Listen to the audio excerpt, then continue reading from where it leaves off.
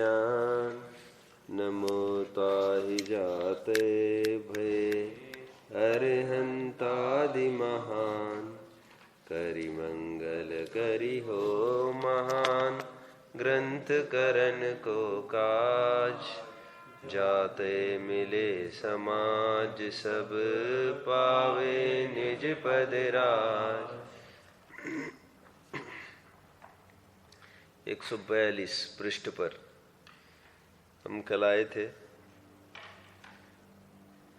मोक्ष मार्ग प्रकाशक ग्रंथ के अंतर्गत ये 5वें अध्याय का वह प्रकरण है जिसमें जैनेतर ग्रंथों के आधार दे देकर जैन मत की प्राचीनता तथा उत्तमता समीचीनता प्रकट की जा रही है।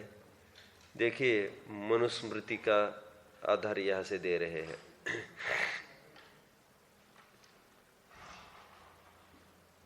ये मनुस्मृति का जो आधार यहाँ से दिया जा रहा है, ये अभी वर्तमान में ये कुछ भी नहीं मिलेगा। ये पूरा प्रकरण आज हटाया गया है।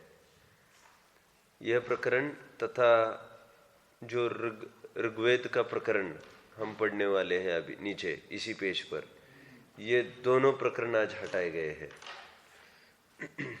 क्योंकि इसमें कुछ अर्थांतर शब्दांतर करना संभव नहीं था, तो उचित यही समझाया गया है कि इसको हटाया जाए। देखो क्या लिखते हैं, स्पष्ट खुलकर हमारे यहाँ के कुलकरों की चर्चा है। कुलादि बीजम सर्वेशां प्रथमो विमल वाहन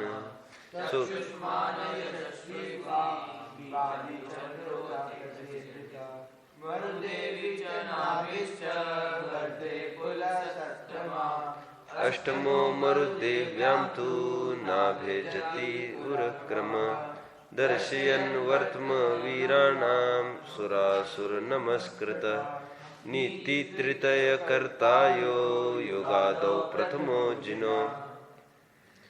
देखो यहाँ पर आप देख रहे होंगे क्रमशः हमारे सभी कुलकरों के नाम बताए गए हैं।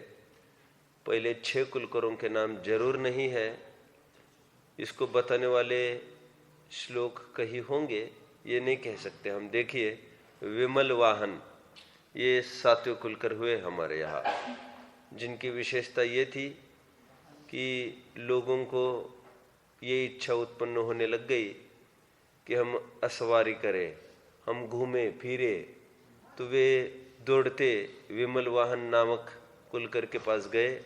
उन्होंने कहा ऐसी बग्गी बनाओ, ऐसा रथ बनाओ, ऐसी गाड़ी बनाओ, उसको पहिए लगाओ और आप घूम सकते हो सर्वत्र।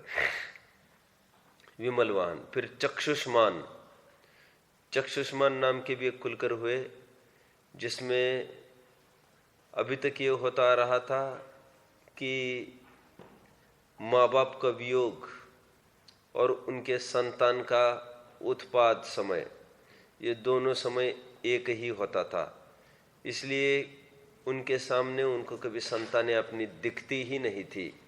और अभी थोड़ा अंतराल होने लग गया, उनको अपनी संतानें दिखने लग गई, तो वे दौड़ते चक्षुष्मान नामक कुलकर के पास गए और उन्होंने पूछा, भैया ये क्या है?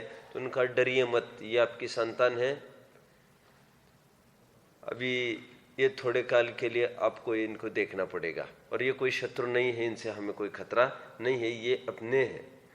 चक्षुष्मान। यशस्वी, उनका पालन पोषण करने का भी उपदेश दिया। फिर नाभि चंद्र चाहिए, वहाँ पर वाभि चंद्र अथ किया है। नाभि चंद्र ज़्यादा ठीक होता है क्योंकि अपने यहाँ नाभि चंद्र ऐसा नाम आता है 10वें कुलकर का।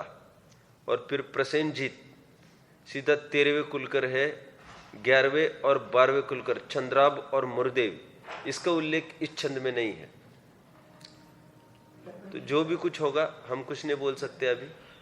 तो प्रसेनजीत और फिर आगे के छंद में फिर सीधा भी ये कहते हैं, मुरुदेवी व नाभिश्च भरते कुल सत्तमा।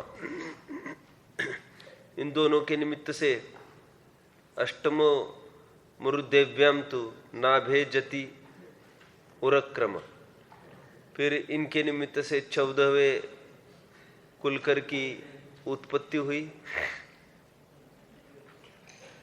और दर्शन वर्तम वीराणाम सुरासुर नमस्कृति, ये सबके लिए वंदनीय है। नीति तृतीय कर्ता यो युगादो प्रथमो जिन, ये देखिए मूल 3 छंद आप देखेंगे आदिनाथ भगवान को नमस्कार किया है, जिन्होंने 3 प्रकार की नीति के कर्ता है। 3 प्रकार की नीति कौन सी कही जा सकती है? 3 प्रकार के वर्ण तो हमको पता है जो इन्होंने स्थापित किए थे। फिर 3 वर्णों में ही फिर वैसे षटकर्म घटित करो आप, वर्णों में भी षटकर्म घटित किए हैं ना। तो ब्राह्मण वर्ण तब हुआ नहीं था, हालांकि ब्राह्मण वर्ण को लेकर तो कोई अलग सा कर्म है भी नहीं। तो आप सब, क्योंकि मसीह, तो मसीह को उन्होंने वाणिज्य आदि में भी डाल दिया है, तो जरूरी नहीं वो ब्राह्मण में आए, वैश्य में भी डाल दिया है उन्होंने। तो फिर ये नीति के वे करता है, ये पूरा अपनी तरफ संकेत करता है। देखिए पढ़ता हूं मैं।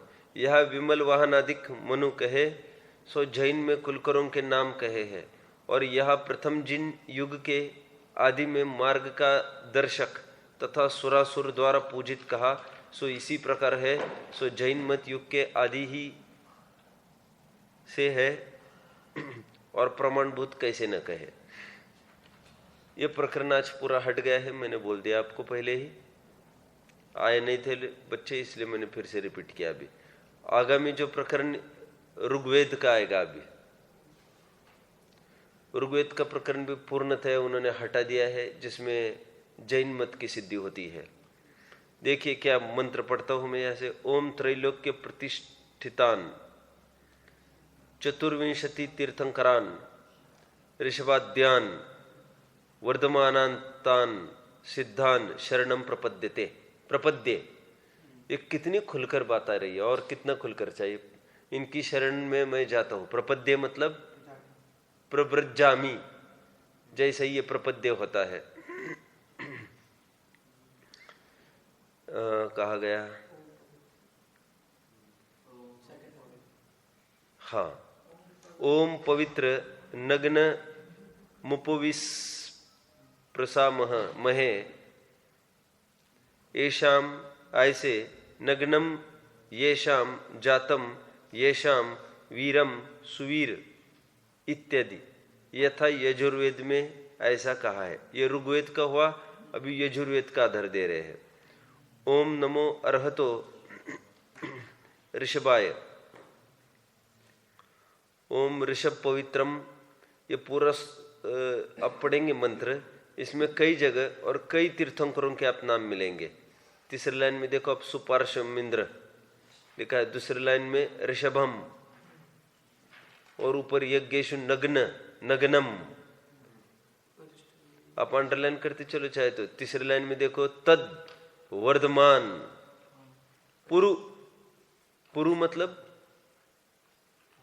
आदिनाथ को पुरु कहते हैं। फिर चौथी लाइन में नग्न तो बहुत जगह आया है, अभी कहाँ तक बताए। सनातन उपयमी वीरम पुरुषम अरहंत, अरहंत अपना शब्द है। फिर नीचे की लाइन में अरिष्ट नेमी, फिर नीचे की लाइन में फिर अरिष्ट नेमी मिलेगा, अंतिम लाइन में है ही फिर से। ये सब अपनी प्राचीनता की तरफ संकेत करते हैं। ये कई मंत्रों में फिर बाद में इन्होंने, हम जो मंगलम भगवान वीरो मंगलम गौतम मुगनि आज कहते हैं, हु बहु छंद उनके इसमें मिल जाएंगे, हु बहु। लेकिन मंगलम विष्णु, भगवान विष्णु आदि आदि वे बोलते हैं। डॉक्टर साहब एक बात सुनाते हैं उनके अपने प्राचीनता की, हमको भी ज्ञान होता है उससे। ये जब अशोक नगर में रहते थे, पहले तो डॉक्टर साहब शादियाँ वगैरह भी कराते थे। पहले ऐसे कोई अलग से पंडित होते हुआ नहीं करते थे। जो मात्र धर्माध्ययन कराए। ये तो आज थोड़ा अध्ययन बढ़ गया, प्रचार प्रसार होने लग गया, तो स्वयं में जो अच्छा काम मिलता है तो हल्के काम में कौन हाथ डाले। तो डॉक्टर साहब पहले शादियां भी कराते थे, तो वहां पर मंत्र पढ़ा जाता था। वे ब्राह्मण के पंडित आते थे और वे मंत्र भी पढ़ते थे। जो संस्कृत मंत्र पढ़ा जाता था, चूंकि डॉक्टर साहब संस्कृत के पारगामी विद्वान थे, और जो मंत्र पढ़ा जाता था शादी के टाइम में भंवर पढ़ते समय, तो उन्होंने एक दिन पंडित को पूछा, जो अभी तुमने छंद पढ़ा उसका अर्थ तुम जानते हो? उन्होंने कहा नहीं जानता। एक प्रकार से वे समझते इसमें क्या प्रश्न करना, उसमें प्रश्न चिन्ह खड़ा करना ही उनके अपराध है, और अपने यहाँ प्रश्न चिन्ह खड़ा न करना वो अपराध है। मैं काफी टाइम हो गए मुझे सुनकर, ये उसमें इतनी गंदी बात लिखी थी मंत्र में, कह रहे इस प्रकार वो महादेव पार्वती की योनि खोले और फिर ऐसा कर्म करे वैसा करे, इतनी गंदी बात। बोले तुम समझते नहीं इससे इतना भी अर्थ। उन्होंने जैन समाज को, डॉक्टर साहब ने देखो बहुत बड़ी क्रांति लाई। ये क्रांति लाना हर एक नहीं कर सकता। यहाँ पर 4 दीवारों में बैठ के थोड़ा बहुत अध्ययन कराना ये बहुत ही लघु कार्य है। इसमें वैसे क्योंकि आप सब समर्थक हो, समर्थकों के बीच में अब जितने गुणगान गाएंगे वो उचित ही है, वो कोई रिस्की नहीं होता है। तो डॉक्टर साहब ने उस जमाने में, उस समय आज से होंगे इसको 60 साल करीबन, तब की बात है ये, तो उन्होंने अपने जैन जगत के जितने भी लोग हैं, वहाँ के वकील है, अध्यक्ष थे उस समय अशोकनगर के, सबको इकट्ठा किया और उन्होंने कहा ये क्या है, हम क्या पढ़ रही है। और उन्होंने साथ में बात कही, हम क्यों गणेश आदि को याद करें यहाँ पर, ये क्या है ये सब। तो बात ये थी, इतनी सी थी, हमारे पास हमारा पंडित कोई था नहीं जो शादियां कराए। एक रीति नीति सेट कराई गई। डॉक्टर साहब ने ये कहा हम हमारे पंडित से क्यों नहीं करा सकते ये काम। बोले कौन करे, मैं कराऊंगा। बोले मैं चालू कराऊंगा सब, आप चिंता न करें, और उसमें किसी जैनेतर का नाम नहीं होगा। बात एक, ये पूरे जैन पद्धति से होगा, और इसमें ऐसी गंदी बातों के को तो अवसर ही नहीं होगा। इतनी गंदी बात लिखे, बोले कोई इसको सुन नहीं सकता ढंग से जो अच्छा संस्कृत भी समझता हो। तो एक मत से सब स्वीकार हो गए। अब इसमें इतने संकट पड़ गए, ये विरोध में आकर खड़े हो गए सब पंडित ब्राह्मणवादी, क्योंकि इनकी मूल आजीविका जैनियों की तरफ से थी। इनको बुलाया जाता था, जैनी लोग अच्छा अच्छा इनको खूब देते थे शादी कराने के बदले में। अब एक समृद्ध समाज उनसे हट गई, तो इन्होंने षड्यंत्र किया एक। तब उन्होंने एक बार दशहरा के दिन, हो सकता है ये राम लीलाएं वगैरह करते हैं, तो राम लीलाएं ये डेमो के रूप में हुआ करती थी पहले। रास्ते पर भी उसको एक बैलगाड़ी हो छोटी हो या बड़े के रूप में हो, तो बड़ी बड़ी गाड़ियां हो कुछ, तो उसमें थोड़ा सा एक लाइव प्रदर्शन पूर्ण जितने भी नगरवासी है सबके सामने वो घूमता हुआ रथ दिखाया जाता था। फिर उसमें एक जन बाण लेके खड़ा है, उसमें एक जन कोई मर रहा है, ऐसे बार बार वो दिखाया जाता था। सीन ये प्रभावना हुआ करती थी। तो रथ आया और बहुत आगे पीछे बहुत उनकी पब्लिक बनी रहती थी। जैसे ताजिया होते हैं ना, ये मुहर्रम के दिन, तो कितनी भीड़ होती है, मुस्लिम लोग आगे पीछे रहते हैं झुंड में, उनकी वो प्रभाव नहीं है, एक प्रकार से रथ यात्रा है। तो उसी प्रकार ये भी करते थे। तो ये आए जैन मंदिर के सामने, और जैन मंदिर के सामने आकर वो रथ रोक दिया, खूब भीड़ थी, और रथ रोक दिया और बोले कि अभी रथ नहीं हट सकता। बोले लक्ष्मण को शक्ति लग गई है, तो 3 दिन तक वो उन्होंने रथ नहीं हटाया और इतनी भीड़ की मंदिर से बाहर जैन लोग आ नहीं सके। 3 दिन वे अपने घर पर भी नहीं जा सके। एक प्रकार से आतंक फैलाया था उन लोगों ने। तो डॉक्टर साहब सब समझ गए, उनकी आजीविका रोजी रोटी पर आँच आ गई थी। तो सब मिलके बात बैठ गई, फिर से मीटिंग अपनी। उस जमाने में सरसेठ हुक्मचंद ये नामी अपनी तरफ से जैन थे जो अच्छी पहुंच रखते थे अंग्रेजों में, मतलब उनका बल था, ताकत थी उनकी। तो उन्होंने ऊपर अंग्रेजों को कहा या भैया केस को डील करो जाकर जल्दी। जैनियों पर ऐसी समस्या हो गई है, उनका जीवन दुभर हो गया है।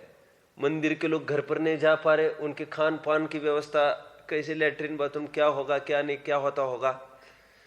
तो बोले उसको टैकल करो जल्दी। और सांप्रदायिक मामला है। ये अंग्रेजों की तरफ से फिर जो उनके हेड रहते थे उस जोन के, वे आ गए डील करने। अब वे तो वैसे अंग्रेजी पढ़े लिखे रहते थे, तो वे आए और उन्होंने दोनों पार्टीज को सामने बिठाया। बोलो भाई आपका क्या कहना है, क्या कहना है। तो डॉक्टर साहब ने तब पहले मीटिंग कर ली थी इन सब के साथ। तब ये अध्यक्ष वगैरह भी होते थे, ये भी जानने लायक है ये कितने स्वाध्यायी होते थे। तो वे स्वयं वकील भी थे, स्वाध्यायी भी थे खूब, और अध्यक्ष भी थे। तो डॉक्टर साहब ने कहा देखो मूल बात तो ये है, इनकी आजीविका खत्म हो गई है, अपन एक काम करें, इनको अपन आजीविका चालू कराएं। कैसे? अपन इनको सीधा नहीं हटाए। अभी ये आते हैं शादियां कराने में, इनको आने दो। अपनी शर्त उनके सामने इतनी रखना है, भैया मंत्र हमारा होगा, मंत्र तुम्हारा नहीं होगा। ये संस्कृत वैसे तुम वो कुछ नहीं समझते, वैसे तुम ये कुछ नहीं समझेंगे। और इसमें महावीर आदि के नाम होगा, उसको अपन कहेंगे भी चाहे तो। ये सब हमारे इसमें महावीर आदि के नाम है। ग्रहित मिथ्या तो हम बर्दाश्त नहीं करते। अपने अपने बिरादरी की बात है, मुल्क की बात है, वो अपने धर्म की बात है, इसमें वे आग्रह नहीं रखेंगे। और उनको आप एक काम करते हैं, उनको जितना पैसा मिलता था अपन उसका दुगुना पैसा करें। आप मेरी बात मानो, बोले उनको मिलते होंगे 100 रुपये, अपन 200 देंगे उनको। हंसते हंसते भी ये मंत्र पढ़ लेंगे। और एक अच्छी परंपरा का ओरिजिन के रूप में हम देख सकते हैं इसको। परंपरा प्रारंभ होते ही फिर 10-5 साल ये बना रहेगा, शांति हो जाएगी, फिर अपन इनको हटाना बहुत सरल हो जाएगा। और एक काम करे, बोले अपना भी एक पंडित इनके साथ होगा, और उनको ये कहे कि तुम्हें वर्कलोड नहीं होगा, और ये कहे तुम भले बैठे रहो, तुम जितना पढ़ना है पढ़ो, नहीं पढ़ना हमारा पंडित पढ़ेगा, उसको दुगुना पैसे देंगे। क्योंकि पैसे के लिए तो सब करते ही है। तो ये एक रीति नीति नक्की हुई और सब एकमत हो गए कि एकदम विद्रोह नहीं होना चाहिए समाज में। तो यद्यपि शुद्धम लोक विरुद्धम न करनियम न चरणीयम, ये लोक विरुद्ध हो रहा है, विद्रोह हो रहा है, और सामाजिक एकता खतरे में पड़ रही है। इतनी तकलीफ हुई। और जैन समाज तो वैसे ही संख्या में कम। तो फिर वो अंग्रेज जो आने थे वे तो आए, मीटिंग होने लग गई। तो मीटिंग में पहले सीधी मीटिंग में तो ये बात नहीं आ सकती थी, क्योंकि वे तो कहेंगे भाई लक्ष्मण को शक्ति लगी है हमारे, और यही लग गई है शक्ति, और वो रथ आगे नहीं चल सकता, बस अभी संकट आ गया है हमारे भगवान के ऊपर। तो फिर वो वकील बहुत ज्ञानी थे, तो उन्हें आपस में पहले बात भी हुई थी। तो वे बोले देखो लक्ष्मण को शक्ति लग गई है, इससे बड़े दुख की बात क्या हो सकती है। लेकिन बोले हम प्रथम योग को विचार करें कि जब शक्ति लगी थी लक्ष्मण को, तो तब भी तो उस पर इलाज का कुछ न कुछ प्रबंध कराने का प्रयास रामचंद्र जी ने कराया ही था। हम भी चाहते हैं कुछ प्रयास हो। और बोले यहां तो इलाज नहीं हो सकता, कहीं अकेले में तो आप ये रथ हटे यहां से, और कहीं एकांत में जाए, हम वहां से इलाज चालू कराए। इलाज मतलब कोई शक्ति लगने की, वो तो एक लीला चल रही थी, उनकी एक बात थी कहने की। तो बोले वो जहां पर थे वहीं पर थोड़ी रुके रहेंगे। बोले अभी शक्ति लगेगी तो एक जगह ले जाएंगे, उनका करेंगे सब कुछ, और फिर हम करेंगे इसको, या हमारी ही है, शक्ति लगे, हम कैसे देख सकते इस हालत में, ऐसा कह कर फिर वो राजी हो गए। और थोड़ा हम आर्थिक सहयोग भी करेंगे, ये भी करेंगे, सब कुछ बोला। उनको आर्थिक सहयोग की ही पड़ी रहती थी बहुत, तो सब करेंगे। आखिरकार उन्होंने वो रथ हटाया। बहुत स्थिति इतनी नियंत्रण से बाहर हो गई थी। वे सुनाते हैं, जब जब भी क्रांति होती है, रिवॉल्यूशन होता है, तो तब बहुत समस्या संकट झेलने पड़ते हैं। तो ये सब हुआ था और फिर एक प्रारंभ हो गई, और फिर आज जैन पद्धति से भी विवाह हो रहे हैं। आज हमको कुछ भी कठिन नहीं लग रहा है, लेकिन उसके पहले हमारे पूर्वजों ने क्या आहुति दी है, यह हम यदि देखते हैं तो आज सरल ही सब जैन पद्धति से होने लग गए हैं और निष्कंटक रूप से होने लग गए हैं। तो ये सब उसकी पद्धति थी। मैंने तो इसलिए बताया, ये पहले मंत्र पढ़े जाते थे, अब वो हूबहू अपने टोन के उनके मंत्र दिखाई देंगे पूरे, मंगलम भगवान विष्णु, ऐसे ऐसे ऐसे गणेश करके महादेव, और फिर और क्या है मूल में, क्या है, कोई छंद जानता है पूरा? हाँ, आप जानते हैं, बोलो। हाँ,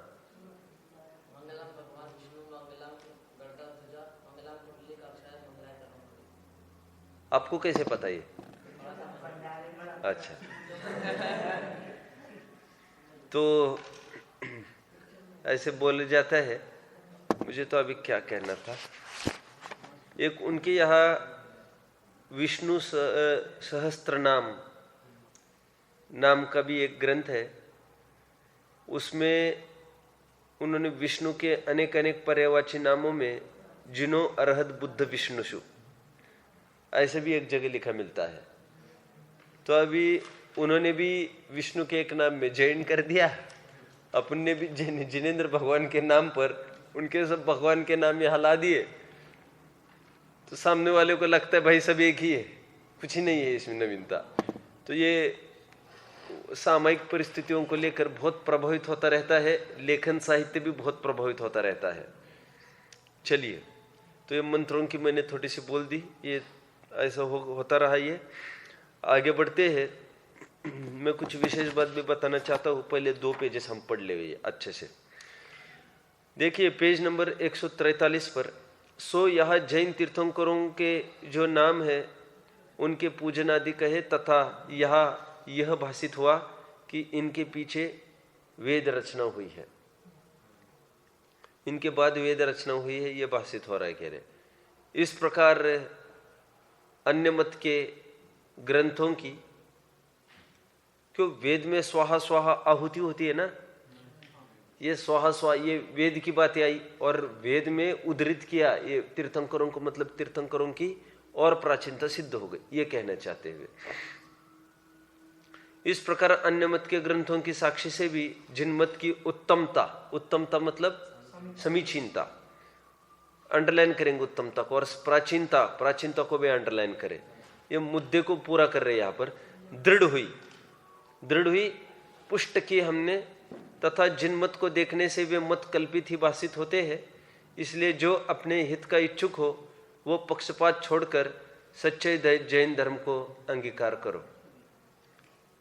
तथा अन्य मतों में अभी देखिए क्या कहते हैं, 2 अवतार खड़े किए हैं। एक कह रहे हैं यज्ञ आदि के माध्यम से अपनी हिंसा का पोषण किया किसी अवतार के माध्यम से, और बुद्ध अवतार के माध्यम से अपने उन्हीं यज्ञों का विरोध किया। अभी टोडरमल जी साहब की ये देखो शैली, वे कहते भैया लोग किसका कहा मानेंगे। तुम अभी एक उदाहरण दिया था, वहां पर किसका उदाहरण दिया था, तपश्चरण में आपने अरहंत को मुख्य किया, एक जगह फिर शंकर ये कृष्ण को भी मुख्य करते हो, दोनों अवतार दिखाते हो, भोग के योग के, लोग किसका कहा माने। हूबहू उसी चाल पर यहाँ पर लिखा गया है, आप यहाँ पर रेफरेंस भी लिख लेंगे तो दोनों कनेक्ट हो जाएगा। तथा अन्य मत में पूर्वापूर्व विरोध भाषित होता है। पहले अवतार में वेद का उद्धार किया, वहां यज्ञ आदि में हिंसा आदि का पोषण किया, और बुद्ध अवतार में यज्ञ के निंदक होकर हिंसा आदि का निषेध किया। एक प्रकरण हिंसा आदि का पोषण और यज्ञ के निंदक, ये दोनों परस्पर विरुद्ध हुआ। अभी दूसरी लाइन, ऋषभ अवतार में वीतराग संयम का मार्ग दिखाया, वीतराग संयम। कृष्ण अवतार में परस्त्री रमण आदि विषय कषाय का मार्ग दिखाया। ये दूसरी लाइन हुई, परस्पर विरोध का दूसरा युगल दिखाया। मुक्ति पकड़ में आया। अभी इसका अब कोरिलेट करके दिखाएंगे। मुझे 112 पेज पर मुक्ति मुझे दिखाएगी, तीसरा पढ़ के दिखाओगी वो कौन सा प्रकरण है जहां पर परस्पर विरोध आ रहे। 112 पृष्ठ पर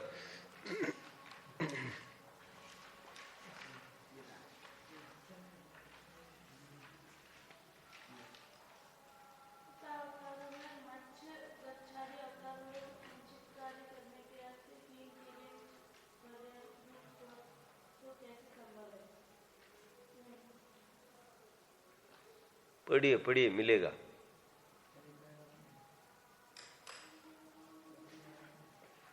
नहीं मिल रहा है अभी भी? आप सबको तो मिल ही गया होगा, है ना? देखिए मैं यहां से पढ़ता हूं, मुक्ति ध्यान से सुनना है, आपके लिए है। आप थी नहीं ना तब। देखो यह लिखा है तीसरे पैराग्राफ में, तथा प्रहलाद के अर्थ नरसिंह अवतार किया हुआ, सो हरिणांकुश को ऐसा ये नहीं, कल अपने भक्त को किस लिए दुख दिया, तथा ऐसे रूप किस लिए धारण किया, तथा नाभि राजा के ऋषभ अवतार हुआ बतलाते हैं। सो नाभि को पुत्र पने का सुख उपजाने को अवतार धारण किया, ये भी नहीं हुए से आगे।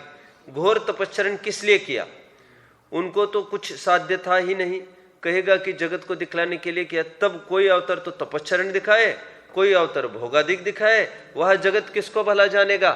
आ गए मुक्ति। अभी यहाँ पर वह किसको भला जानेगा, इस लाइन के लिए यहाँ पर कौन सी लाइन है इस पेज में, कोई मुझे बताओ। बराबर, देखो यहाँ पर अंतिम लाइन। अब यह सांसारिक किसका कहा करे, वहां पर क्या लाइन थी, वह जगत किसको भला जानेगा। यहाँ पर कह रहे हैं, देखो टोडरमल जी साहब की निश्चित शैली है एक लिखने की, बहुत अच्छी बात है ये, तो हमको भी कितना ध्यान में रहता है तब। अब यह सांसारिक किसका कहा माने, और दोनों को पूज्य दिखा रहे, और दोनों विरुद्ध प्रतिपक्षी किसका कहा माने। अब यह सांसारिक किसका कहा करे, किसके अनुसार प्रवर्ते, और इन सब अवतारों को एक बतलाते हैं, परंतु एक भी कदाचित किसी प्रकार कदाचित किसी प्रकार कहते हैं वो प्रवर्तते हैं, तो इसे उनके कहने की वो प्रवर्तने की प्रतीति कैसे आए। ये पहला अवतार मतलब सनत कुमार। कौन सा सनत कुमार? सनत कुमार का पहला अवतार है, इसमें तो ये लिखा ना पहले अवतार में वेद का उद्धार किया। हाँ तो सनत कुमार है। सनत कुमार है कहाँ पर? अच्छा हाँ, सनत कुमार। हाँ, तो अभी ये जो पहले अवतार के रूप में वेद का उद्धार किया, तो सनत कुमार ले सकते हैं, अपन ले सकते हैं। अभी कहना क्या था मुझे, यहाँ पर और भी 2-3 बातें हमने देखी थी, आपको याद होगा तो एक बार फिर से याद कर ले। रामकृष्ण के अवतार, ठीक है, 112-13 पेज पर, वहां पर परस्पर विरोध आया था, और भी परस्पर विरोध यहाँ पर दिखाया जाएगा। हम पढ़ते हैं अंतिम पैराग्राफ। तथा कहीं क्रोध आदि कषायों का वो विषयों का निषेध करते हैं, कहीं लड़ने वो विषय आदि सेवन का उपदेश देते हैं, वह प्रारब्ध बतलाते हैं। सो बिना क्रोध आदि हुए अपने आप लड़ना आदि कार्य हो तो यह भी माने, परंतु वह तो होते नहीं, तथा लड़ना आदि कार्य करने पर भी क्रोध आदि हुए न माने, तो अलग क्रोध आदि कौन है जिनका निषेध किया, इसलिए ऐसा नहीं बनता। पूर्वपर विरोध है। गीता में वितरागता बतलाकर लड़ने का उपदेश दिया, सो यह प्रत्यक्ष विरुद्ध भाषित होता है, तथा ऋषिश्वर आदि को द्वारा शाप दिया कहलाते हैं, सो ऐसा क्रोध करने पर निंदपना कैसे नहीं हुआ इत्यादि जानना। ये परस्पर विरोध का प्रकरण चल रहा है ना ये। अब इस परस्पर विरोध से कोरिलेट करो, 212-213 कोरिलेट नहीं करना, खैर ये उसमें एडिशनल बिंदु, मतलब जब भी ये पढ़ोगे ये भी पढ़ा जाए तो परस्पर विरोध के विशिष्ट पॉइंट्स मिलेंगे। और 303 पेज खोलिए, यहाँ पर रेफरेंस दोनों में डाल देंगे। 143 पर रिफर 112-13 और रिफर 303, तो आपको परस्पर विरोध खुलकर दिखेंगे। और 303 पर भी दोनों आधार लिखो। क्या है परस्पर विरोध 303 पर? मुक्ति पढ़ के दिखाना 303 के परस्पर विरोध। 1 मिनट है।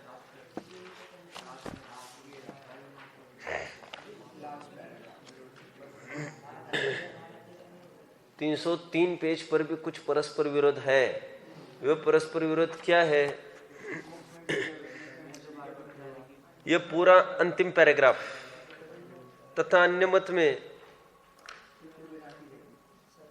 परस्पर विरुद्धता कैसे? कहीं तो बाल ब्रह्मचारी की प्रशंसा करते हैं, कहीं कहते हैं पुत्र बिना गति नहीं होती।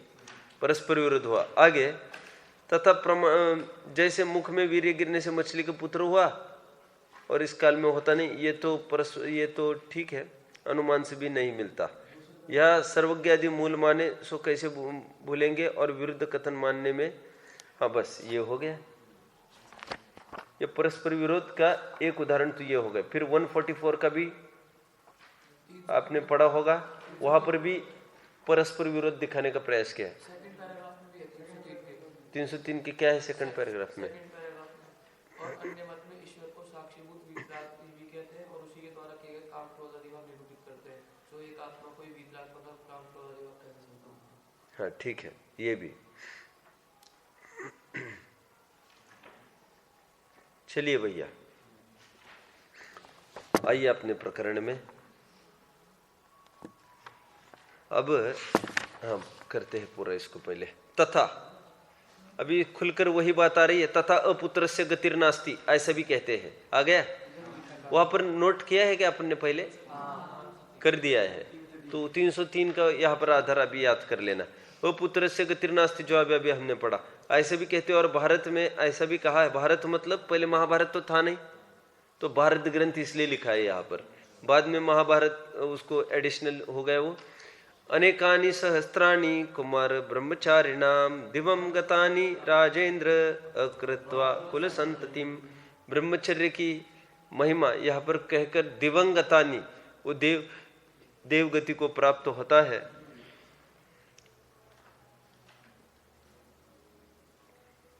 अकृत्वा कुल संततिम, जो कुल संतति को नहीं करता है, परंपरा को आगे नहीं बढ़ाता है, ये भी लिखा है। मतलब ब्रह्मचर्य से रहता है। यह कुमार ब्रह्मचारियों को स्वर्ग गए बतलाया, सो यह परस्पर विरोध है। तथा ऋषिश्वर भारत में ऐसा कहा है। अभी देखिए यहाँ पर थोड़ी चरणानियों की चर्चा यहाँ से मिलेगी आपको। मध्यमांसाशनम रात्रौ भोजन कंद भक्षणम ये कुर्वन्ति वृथास्तेषाम तीर्थयात। उस दिन हमने सब छंद पढ़े थे, हम रिपीट नहीं करते हैं अभी, छोड़ो। बात इतनी सी देखी थी हमने कि मध्य मांस जमीन कंद का तक्का सेवन जैनेतरों में निषिद्ध कहा गया है। रात्रि भोजन आदि सब मुक्ति थी ना उस दिन, अपने छंद पढ़े थे। मैं कुछ अवान्तर छंद पढ़ के दिखाऊंगा, ऐसा मैंने तब कहा था, याद आ रहा है? मैं 3-4 छंद, आप इसको लिख लीजिएगा सभी, बाद में भी लिख लेना, बाद में ही संभव होगा वो, अभी तो संभव ही नहीं होगा। मैं कुछ छंद यहां से बोलूंगा, महाभारत के ये छंद है, ये भी आज उनके ग्रंथ में दिखेंगे नहीं। इम्प्रैक्टिकेबल कहकर वे उसको हटा दिया है उन्होंने। देखिए क्या कहते, नोदकमपि पातव्यम रात्रावत्र युधिष्ठिर तपस्विनाम विशेषेण गृहिणाम ज्ञान संपदाम। उनका ये छंद है। हे युधिष्ठिर, अर्जुन बोल रहे हैं, जब रात में पानी भी पीना उचित नहीं है, नोदकम अपि पातव्यम, पानी भी पीने लायक नहीं है, न उदकम पातव्यम रात्रावत्र युधिष्ठिर। तो बाकी की क्या बात करते हो तुम, ये ज्ञानियों को नहीं करना चाहिए। एक छंद ये हुआ, एक छंद चत्वारि नरक द्वारम प्रथमम रात्रि भोजनम परस्त्री गमनम चैव संधानानंत कायकम। ये ठोस आधार जमीन कंद के लिए भी और मिल गया।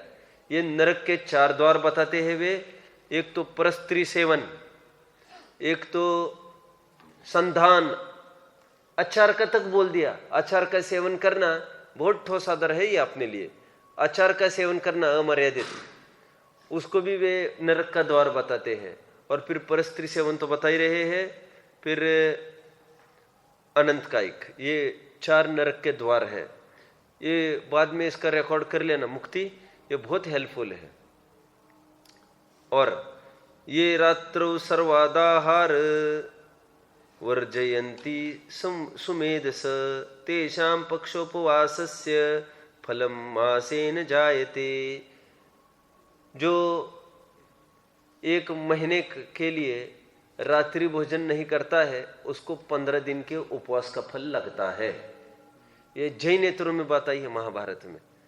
आदि क्यों रात्रि भोजन कुछ नहीं किया उसने। फिर से ये रात्रो सर्वदाहारम, सभी प्रकार के आहार को रात में, वर्जयंती सुमेधस, रहित होता है सुमेधस ज्ञानी, तेषां पक्षोपवासस्य, उसके लिए उसको 1 पक्ष का उपवास, पक्ष समझते हो ना, 15 दिन का, फलम मासेन जायते, ये छंद मिल रहा है। अभी और एक छंद पढ़ूंगा मैं, अच्छा लगेगा आपको। अंबोध पटलच्छन्ने नाश्रांति रविमंडले अस्तंगते तु भुंजानाम अहो भानो सुसेवका। ये कह रहे हैं, देखो लोक में जब ग्रहण लगता है, सूर्य को आवरण आता है सूर्य पर, क्या शब्द का प्रयोग है उसके लिए? अंबोध पटल छन्ने। अंबोध पटल छन्ने समझ में आ रहा है? पटल ने आच्छादित किया, अंबोध को पटल से आच्छादित किया, अंबोध को।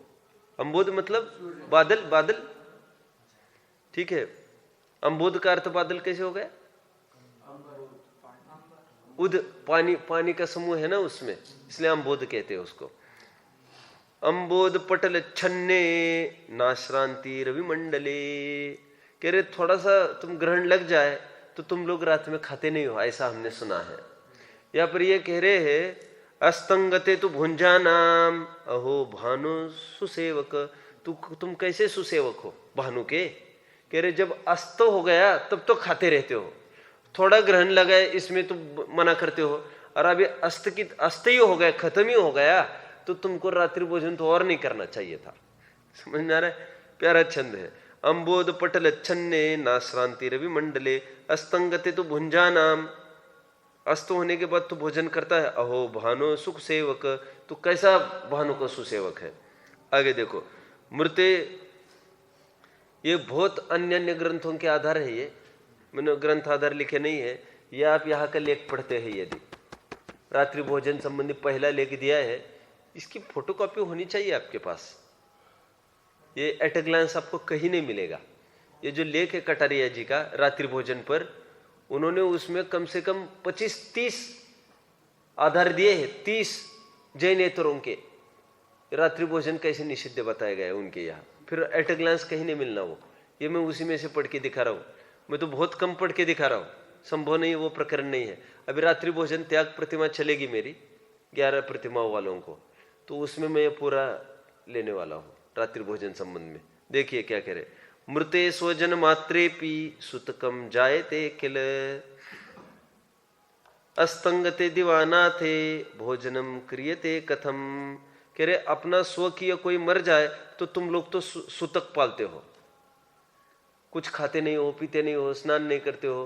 कह रहे और अपने भगवान पर संकट आ गया, भगवान मानते हो, भगवान भगवान कहते हो, इतना निकटवर्ती को अस्त हो गया और तुम कैसे खाते रहते हो? फिर अस्तंगते दीवाना थे भोजनम क्रियते कथम, तो कैसे भोजन तुम करते हो?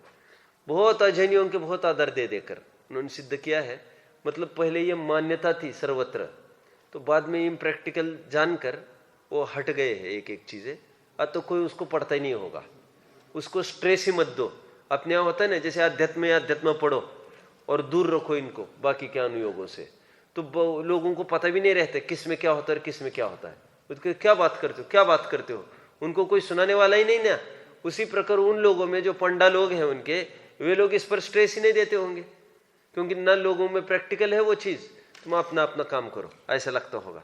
आज भी लगता है ना, यहाँ पर भी लगता है विद्वानों को आजकल कि हम में भी वो चीज नहीं है, तो हम उसको कैसे सिखाएं।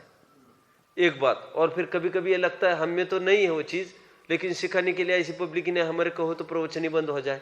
हम यदि कहने लग जाए भाई कपड़े पहनो, शालीनता से कपड़े पहनो, और सभी लड़के जींस में आकर बैठ रही है, अब हमारे कौन तो सुनेगा, सब चल रहा है सो चलने दो। तो उन लोगों में भी ऐसे कोई होंगे, वो सोचते होंगे अभी कौन तो सुनेगा इन बातों को, या तो अपने जीवन में भी नहीं होगा, तो फिर वो उस पर स्ट्रेस नहीं देते होंगे। ये इस प्रकार, और ये भी उन्हीं का छंद है। मैं एक बार पढ़ के दिखाऊं उनका। रात में पानी पीना खून पीने बराबर है, और भोजन करना मांस करने बराबर। ये मार्कंडेय पुराण का छंद है। अस्तंगते दीवाना थे आपो रुधिर मुच्चते। आपो रुधिर मुच्चते, आपो मतलब पानी, आपो आप अपकाय पानी होता है कि नहीं। आपो रुधिर मुच्चते अन्नम मांस समम प्रोक्तम मार्कंडे महर्षिणाम। मार्कंडे पुराण का ये छंद है। ये भूपेंद्र तुम्हें पढ़ना चाहिए सब। तुम्हें कोई विरोध करे तो तुम दिखा सकते भाई अपने ग्रंथ में है ये। अब तुम यहां से जाओगे, तुम छेटे रहते, इन लोगों के पीछे भी लगे रहते हैं, नहीं रात में तो खाना चाहिए, रात में तो खाना जाए। तुम छोटे हो, ये सभी धर्मांतरों में एक मत से निर्विवाद स्वीकार किया गया है। रात में खाने से पोषण नहीं होता है, ये इंद्रिय शिथिल होती है, मादकता होती है। ठीक है, इसलिए ही जैनियों में कम कषाय पाई जाती है। उनका खान पान की पद्धति ऐसी है। मैं थोड़ा सा आपको उदाहरण दूंगा, मेरा वैसे प्रकरण कुछ नहीं चल रही है। देखो, रात में दूध पीने की पद्धति है जैनेतरों में, ख्याल में है आपको। रात में सोते समय और विशिष्ट अवसरों पर दूध, क्योंकि वो इंद्रियों को उत्तेजना कराता है। अब ब्रह्मचर्य से रह नहीं सकेंगे, सीधी बात है। तो वे विषय कषाय के पोषण की तरफ से उनके पूरे कथन है। अपना कथन ऐसा है ही नहीं कहीं भी। मूल कथन भी उनके यहाँ नहीं मिलते हैं, वो नए रूप से उन्होंने डाले हैं ये सब कथन। अब खूब पढ़ेंगे आपको मिलता चलेगा। ठीक है, देखिए अभी तो ये पूरा पेज अपना हो गया है। खास कुछ बात नहीं है, परस्पर विरोध दिखाने का प्रयास किया है। एक दो छंद में यहाँ से पढ़ के दिखाना चाहता हूँ। अभी ये जो अभी जैनेतरों की बात हट गई है, वैसे कुछ तो लोगों की संकुचित बुद्धिवश, संकीर्णतावश ये अपने जैन ग्रंथों में, उनके ग्रंथों में से जैन के नाम हट गए हैं। और कुछ तो और दुर्दशा हुई है, लोगों को अर्थ ही नहीं करना बना है छंदों का। तो उन्होंने इतनी तोड़ मरोड़ की है अपने गाथाओं की, अर्थ ठीक से नहीं किया है। इस कारण से भी जैन धर्म का ह्रास हुआ है। कैसे, मैं थोड़ा नमूना दिखाता हूँ आपको। देखिए, ये छंद है मेरे सामने। न भुंक्ते केवली न स्त्री मोक्ष मेति दिगंबरा प्राहुरेशामयं भेदो महान श्वेतांबरे सह। फिर से, न भुंक्ते केवली न स्त्री मोक्ष मेति दिगंबरा। कोई अर्थ कर सकता है इसका? आपको अवसर दूं, पहले लोगों ने इसका क्या अर्थ किया पहले वो बताओ। चलो, मैं इसका अर्थ स्वामी दयानंद जी ने जब टीका कर रहे थे, उन्होंने जैनियों के कुछ छंद लिए और वे मीमांसा करते हैं ना जैनेतरों की, जैसे हम उनके छंदों का अर्थ आज कर रहे हैं, वैसे वे भी हमारे छंदों का अर्थ करते हैं बैठ के। तो वे कितनी तोड़ मरोड़ करते हैं उसकी मैं दिखा रहा हूँ आपको। हमने तो कोई तोड़ मरोड़ नहीं की, चरनानियों की सीधी सीधी बात थी। वे कैसी तोड़ मरोड़ करते। छंद क्या था? न भुंक्ते केवली न स्त्री मोक्ष मेति दिगंबरा प्राहुरेशामयं भेदो महान श्वेतांबरे सह। कि श्वेतांबर और दिगंबरों में केवल इतना ही फर्क है। ठीक है, केवल इतना ही फर्क है। क्या फर्क है? न भुंक्ते केवली न स्त्री मोक्ष मेति दिगंबरा। कि स्त्रियों का भोग करते करते मोक्ष होगा ऐसा श्वेतांबर मानते हैं, और दिगंबर इससे विरुद्ध मानते हैं। बस इतना ही फर्क है दोनों में, ऐसा अर्थ किया उन्होंने। फिर से देखो कैसा अर्थ किया उन्होंने। न भुंक्ते केवली न स्त्री, भुंक्ते का अर्थ भोग होता है, स्त्री का भोग नहीं करते, केवल इतना ही फर्क है। मोक्ष मेति दिगंबरा प्राहुरेशामयं भेदो महान श्वेतांबरे सह। और अर्थ मूल में करना यह चाहिए था, श्वेतांबर दिगंबर में महान अंतर है। क्या अंतर है कि वे न भुंगते केवली, केवली भोजन नहीं करते। देखो कितनी तोड़ मरोड़ हुई है। मैं तो एक दो सैंपल दिखाऊंगा आपके सामने, आपको बहुत अचंभा लगेगा। और कुछ नहीं, ये व्याकरण का ही बस देखो। इसीलिए देखिए अनुवादकर्ता को मात्र बहुत अच्छा वैयाकरण होना और बहुत अच्छा भाषा का विशेषज्ञ होना इतना मात्र पर्याप्त नहीं है। फिर से अगेन अगेन, मुझे संस्कृत की कोई चीज हिंदी में कन्वर्ट करनी है, ट्रांसलेट करनी है, ऐसे टेक करने बैठना बेटा, हाँ, वो कन्वर्ट करनी है तो उसको दो चीजों से काम नहीं होगा। उसको संस्कृत पर भी मास्टरी हो और हिंदी पर भी मास्टरी हो, इतने में से काम नहीं होगा उसका। और बहुत अच्छा व्याकरण भी हो, उससे भी काम नहीं होगा। उसको विषय की पकड़ चाहिए, रहस्य उसको खुलने चाहिए सब। तो कह रहे हैं अर्थ ये था, न भुंगते केवली न स्त्री मोक्ष मेति दिगंबरा। कह रहे दिगंबर और श्वेतंबर में महान अंतर ये है, वे केवलियों के कवलाहार नहीं मानते और स्त्रियों के मोक्ष नहीं मानते। दिगंबर और श्वेतंबर इसको मानते हैं। अर्थ आप समझ में कितना रद्दो बदल हुआ है, एकदम 36 बिल्कुल ही विपरीत निरूपण यहां से की है। मैं और एक उदाहरण आपको दिखाऊंगा, देखिए। लुंचिता पिच्छ का हस्ता पाणी पात्रा दिगंबरा ऊर्ध्वाशिनो गृहे धातु द्वितीया स्युजिनर्षय। ये मैं थोड़ा आपको बताऊं पहले। ये सर्वदर्शन संग्रह में ये ग्रंथ मिलेगा, ये छंद मिलेगा सर्वदर्शन संग्रह में, जो भी जैनेतर लेखक होंगे उसके। और उसमें इसका अर्थ क्या किया हमको देखना है। लुंचिता पिच्च का हस्ता पाणी पात्रा दिगंबरा ऊर्ध्वाशिनो गृहे धातु द्वितीया स्युजिनर्षय। तो लुंचिता पिच्छ का हस्ता पानी पात्र दिगंबरा, अर्थ पकड़ में आ रहा है? नहीं आ रहा है? अरे तुम कितने जनों को पकड़ में आ रहा है? कितने जनों को पकड़ में आया अर्थ? इतने जनों का ध्यान है बस मेरी तरफ। इसका प्रमाण आपका ध्यान नहीं था, इसका प्रमाण अभी ध्यान दीजिए, सुनिए। अभी सभी हाथ ऊपर आएंगे, देखिए। लुंचिता पिच्छक हस्ता पाणी पात्रा दिगंबरा। कितने जनों को समझ में आया? अभी बोलो मत, अभी कोई इतना भी नहीं समझते आप। लोच करते हैं, पीछे रखते हैं, हाथ में पानी पात्र दिगंबर और हाथ में भोजन करते हैं। इतनी पहली लाइन आई। तो इसमें अर्थ में कोई उन्होंने फेरफार नहीं किया। नीचे देखो, ऊर्ध्वाशिनो गृहे धातु द्वितीया स्युजिनर्षया। ऊर्ध्वाशिनो गृहे धातु, इसका अर्थ ये कर रहे हैं, वे किसी के घर में भोजन नहीं करते, लेकिन वे अपना अपना अलग सा भोजन करते हैं। यहां पर ऊर्ध्वाशिनो है ना, इसका अर्थ यह करना था, ऊर्ध्वाशिनो खड़े रहकर आहार करते हैं और ग्रहे घर में रहकर खड़े रहकर आहार करते। उन्होंने क्या किया, ऊर्ध्वाशी और नो अलग कर दिया।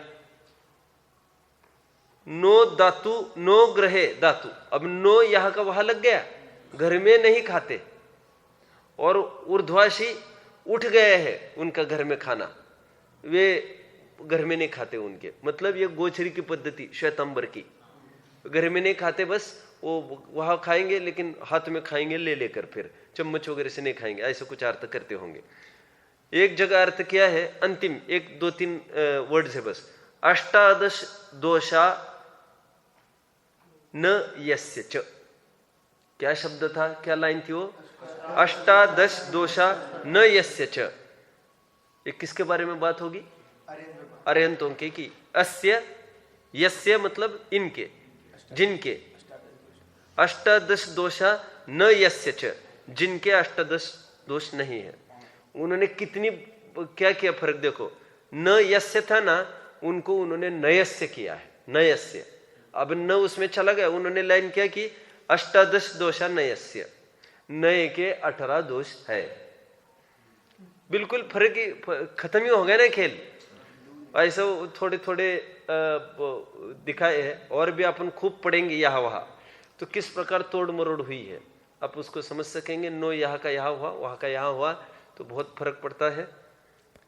ठीक है, ओम नमः। इसलिए एक जन ने बहुत सही बात कही है, अरे जैन ग्रंथों का अर्थ शंकराचार्य ने भी नहीं जाना है, जो पारगामी विद्वान कहे जाते जैन जैनेतरों के, वो बड़े बड़े नहीं जाने हैं, अरे जैनियों ने नहीं जाने हैं, वो शंकराचार्य कहाँ से जानेंगे, एक जन ने लिखा है। ओम नमः।